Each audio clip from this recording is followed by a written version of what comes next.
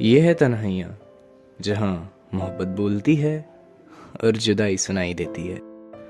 तो क्या होता है जब तुम्हारा सब कुछ एक दिन में छिन जाए?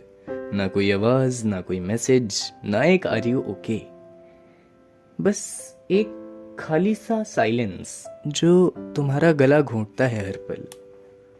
मेरा नाम आरव है और मैं जिंदा भी अब बस नाम का हूँ। जब सिया चली गई, पहले दिनों तक तो मैं हर सुबह बस इसी उम्मीद में उठता था कि शायद आज कुछ हो, आज कहीं से एक लेटर या बस एक सिग्नल या कोई मैसेज कुछ मिले।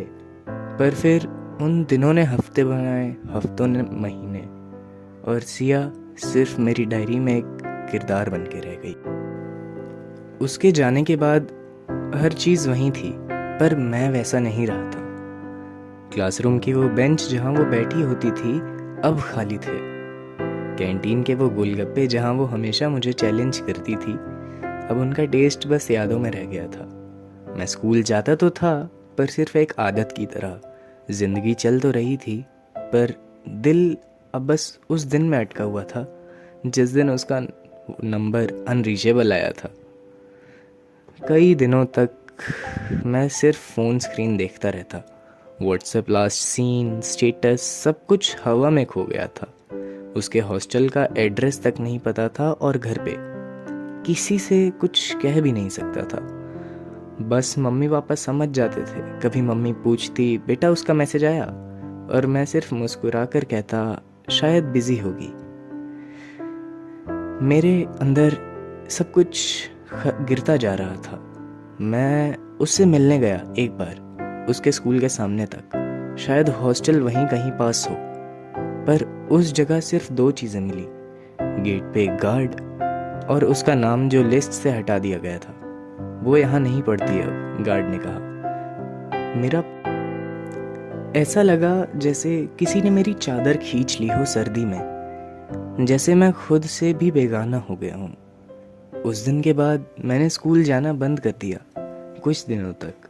बस एक ही रूटीन रह गया, सुबह उठकर डायरी लिखना और शाम को नदी के पास जाके उसी बेंच पे बैठना जहाँ हम दोनों लास्ट टाइम बैठे थे। वही बेंच, वही किनारा, पर सिर्फ मैं। मेरे पास उसका एक पुराना स्कार्फ था जो उसने कभी हंसते हंसते मेरे बैग में डाल दिया था। उस स्कार्फ को मैंने अपने सीने से लगाकर रखा, बैठा और खाली हवा में देखता रहा। कहीं ना कहीं मुझे लगता था शायद वो अभी भी हॉस्टल के किसी कोने में अकेले बैठी हो और सोच रही हो, आरव आज भी मुझे याद करता होगा क्या? पर यादों में सिर्फ उसकी मुस्कान रह गई और आवाज़ नहीं। अब मुझे उसकी हंसी याद थी, लेकिन उसका हाथ छोटा था या बड़ा मुझे याद नहीं। दर्द तब नहीं होता जब कोई छोड़ के चला जाता है। दर्द तब होता है जब यादों से उसकी सूरत भी धीरे धीरे मिटने लगती है। एक दिन रात को मैं नदी के पास बैठा था और एक बोतल ले गया था।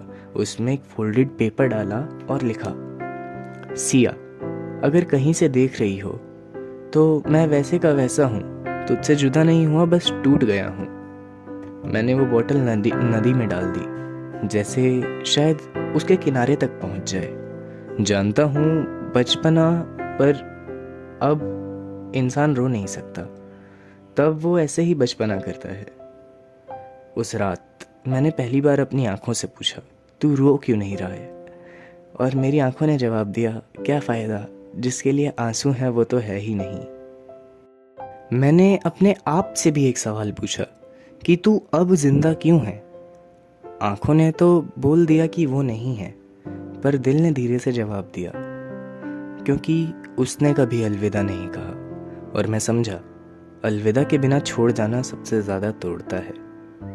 और अब मुझे एक अलविदा की ज़रूरत है, या तो अलविदा मेरा या तो सिया का। उस रात के बाद ज़िंदगी वही रही, पर मैं वैसा नहीं रहा।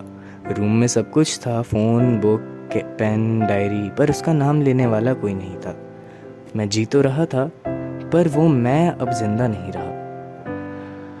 वो रोज़ याद आती थी, अब यादों में ही आती थी। फ़ोन का लास्ट चैट ओपन करता और बंद कर देता। उसका एक स्कार्फ अब भी मेरे पास था, उससे सीने से लगा कर सोता था। शायद खुशबू अब भी बची हो। मम्मी पापा कुछ नहीं पूछते थे अब उसके बारे में, सिर्फ नज़र से पूछते थे, ठीक हो बेटा? और मैं मुस्कुरा कर कह देता था हाँ, लेकिन अंदर से जवाब में एक ही लफ्ज़ बचता था, सिया। उसके बिना ज़िंदगी जैसे एक खाली किताब थी जिसमें लिखने को सब कुछ था पर कलम छोड़ के चली गई थी। मैं हर शाम नदी के किनारे जाता था, वहीं जगह जहां हम कभी सपने बांटते थे। अब मैं उन्हीं सपनों के टुकड़ों पर बैठा करता था। एक बार पत्थर पे लिखा Aarav plus Siya for ever question mark, पर पानी में वो नाम भी मिटा दिया। रातों को डायरी लिखता, सिया अगर तू लौट कर आई तो मुझे खुद में मत ढूंढना, मैं वही आरव नहीं रहा हूँ जिसे तूने छोड़ा था।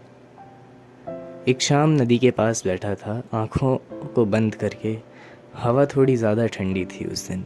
तभी एक आवाज़ आई, एक्सक्यूज़ मी, तुम सिया को जानते हो? मैंने आंखें खोली। एक लड़की थी हॉस्टल यूनिफॉर्म में। मैं उसकी रूममेट थी। उसने छोड़ा था कुछ तुम्हारे लिए। मैं हिल गया, और क्यों हिला वो अगले पार्ट में पता लग जाएगा। अगला हिस्सा उस खत से शुरू होगा जिसमें सिर्फ 2 लफ्ज़ थे, अगर मैं लौट ना पाऊँ। पार्ट 4 उसका आखिरी खत जल्दी आ रहा है, सिर्फ उन लोगों के लिए जिनके प्यार ने कभी उनसे अलविदा नहीं कहा, मगर प्यार ज़रूर बंद हो गया। सब्सक्राइब करो क्योंकि अगली बार मोहब्बत 2 बार मिलेगी, बस इस दुनिया में नहीं।